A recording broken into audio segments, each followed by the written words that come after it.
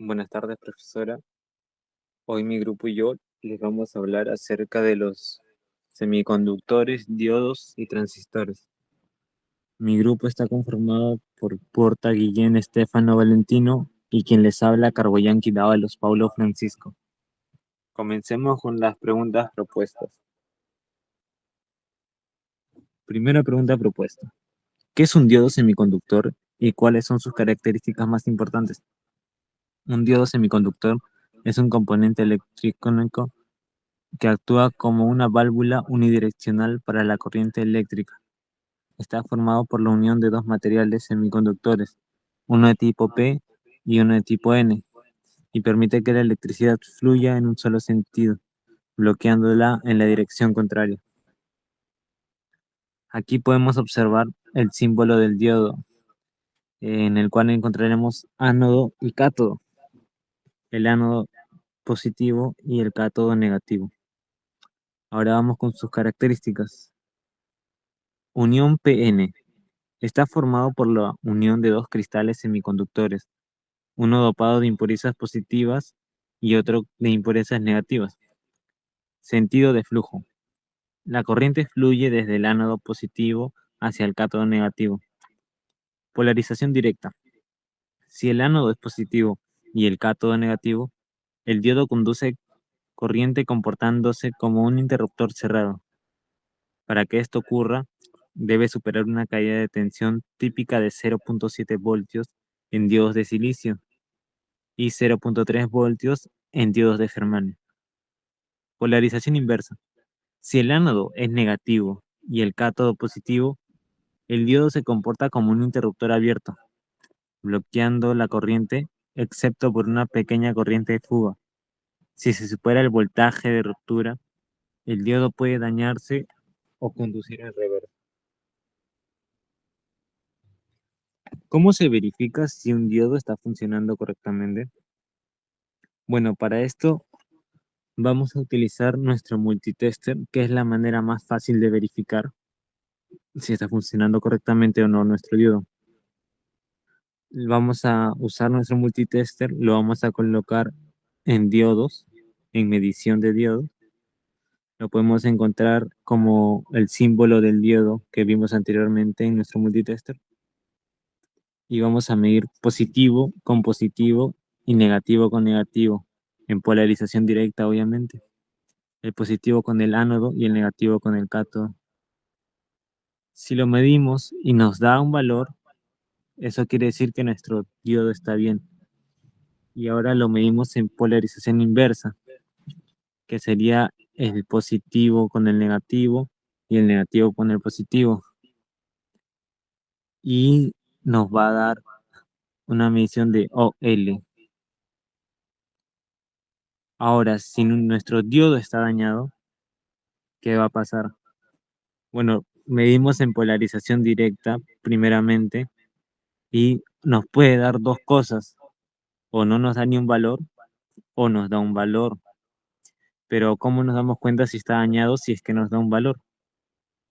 Ahora medimos en polarización inversa y debería darnos OL, pero si nos da el mismo valor que cuando medimos en polarización directa, eso quiere decir que está siendo corto, que nuestro diodo está dañado y por ende debemos cambiarlo por uno que esté en buen estado. ¿Cuáles son las diferencias entre los diodos rectificadores y LEDs? ¿Para qué se usa cada uno de estos diodos? Vamos a empezar con un primer punto, que es la función principal. ¿Cuál es la función principal del diodo LED? La función principal del diodo LED es emitir luz cuando circula corriente eléctrica, mientras que la del diodo rectificador es convertir corriente alterna en corriente continua. Otro punto a ver es la emisión de luz. El diodo LED sí emite luz o luz infrarroja, mientras que el diodo rectificador no produce luz. Material semiconductor.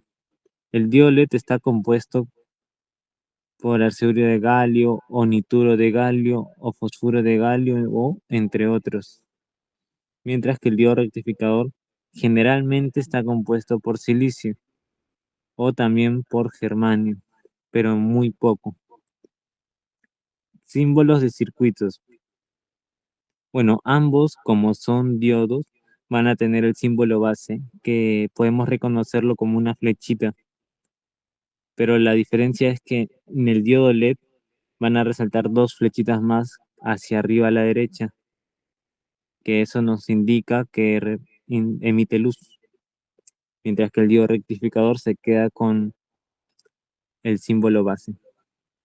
Caída de voltaje. El diodo LED tiene una caída de voltaje o caída de tensión entre 1.8 y 3.6 voltios. Esto va a variar dependiendo el diodo LED que usemos, o sea, el color del LED que usemos. Mientras que el diodo rectificador aproximadamente es 0.7 voltios en diodos de silicio y en diodos de germanio es 0.3 voltios. Corriente típica. El diodo LED tiene una corriente entre 10 y 30 miliamperios, mientras que el diodo rectificador es desde cientos de miliamperios hasta decenas de amperios, según el modelo que tengamos. Polaridad. El diodo LED debe conectarse correctamente en ánodo positivo, cátodo negativo. De lo contrario, este no va a encender. Y el diodo rectificador también tiene polaridad, la cual permite el flujo de la corriente en una sola dirección. Usos y aplicaciones. El diodo LED es un tipo de iluminación. A su vez, este se usa como un indicador de encendido. Lo podemos encontrar en pantallas como de celular, de televisión, de computadora, de relojes, etc. También se encuentra en los semáforos que vemos diariamente en las calles. Lo usan como luces decorativas o señalización. Y también se puede encontrar en controles remotos que usan la luz infrarroja. En cuanto al diodo rectificador, lo podemos encontrar en fuentes de alimentación, en cargadores de celulares y laptops, adaptadores de corrientes, puentes rectificadores, protección contra inversión de polaridad, equipos industriales y electrónicos.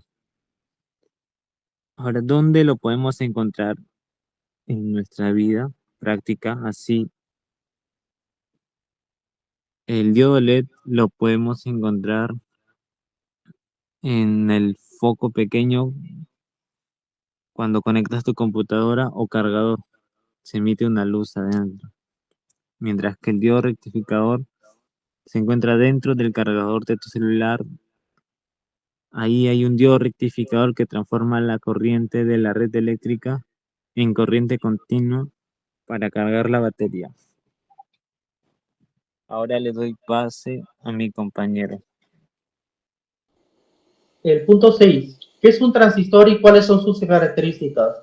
Un transistor es un componente electrónico semiconductor que actúa como interruptor o amplificador. Controla el flujo de corriente eléctrica dentro de un circuito, permitiendo e interrumpiendo el paso de energía según una señal de control.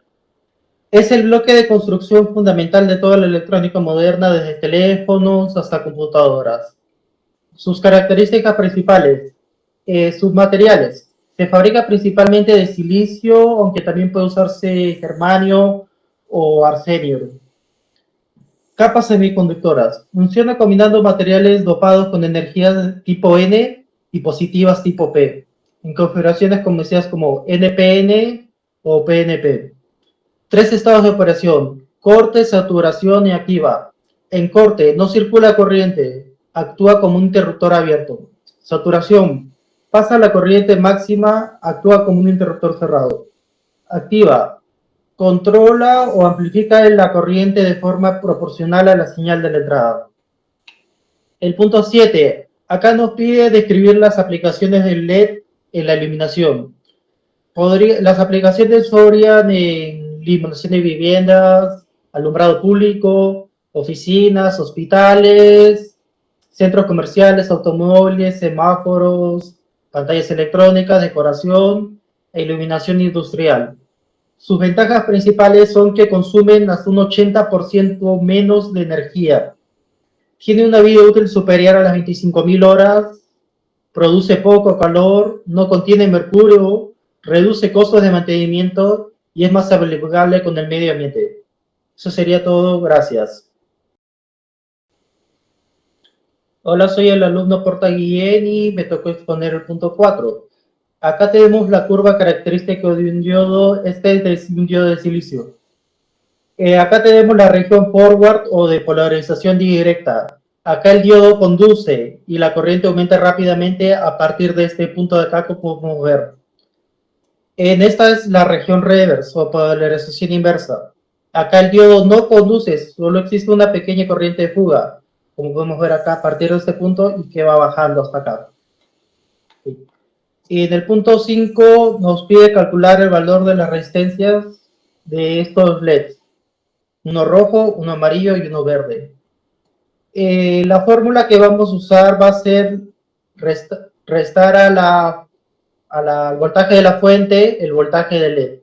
Y eso lo vamos a dividir entre la corriente del LED. Okay. Primero, para el rojo vamos a 24 le restamos 1,2 voltios entre 0,02 amperes, ya que tuvimos que pasar el 20 amperes a miliamperes.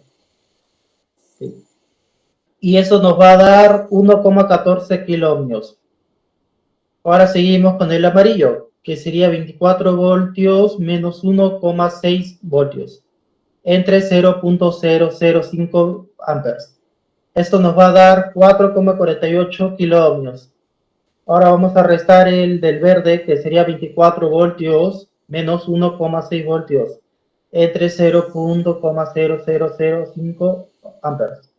Esto nos va a dar 4,48 kiloohmios.